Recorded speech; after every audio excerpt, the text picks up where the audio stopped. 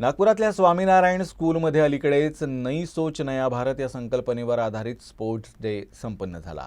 नर्सरीपासून इयत्ता 11वी पर्यंतच्या विद्यार्थ्यांनी विविध क्रीडा आणि सांस्कृतिक कार्यक्रमांमध्ये उत्साहाने भाग घेऊन कार्यक्रम यशस्वी केला।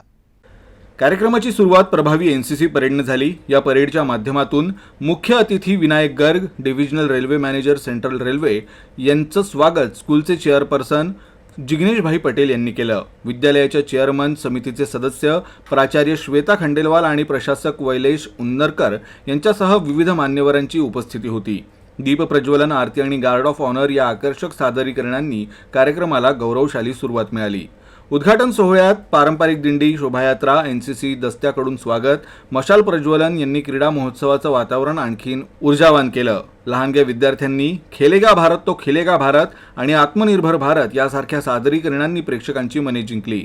Ball sorting race, scientist rest अशा स्पर्धांनी टीमवर्क आणि समन्वयाची उत्तम उदाहरणं प्रस्तुत केली। वरिष्ठ विद्यार्थ्यांनी formation drill, basketball drill, chakrasana race, kangaroo race, 100 metre sprint आणि 4x100 मीटर रिले सारख्या इव्हेंट्समधून आपली स्पर्धात्मक क्षमता प्रभावीपणे दाखवून दिली। योग मंडला, एरोबिक्स आणि मार्शल आर्ट्सच्या प्रात्यक्षिकांनीही प्रेक्षकांना मोहून टाकलं। समारोपावेळी प्राचार्यांनी वार्षिक अहवाल सादर केला। त्यानंतर मुख्य अतिथी विनायक गर्ग यांनी विद्यार्थ्यांना मार्गदर्शन केलं।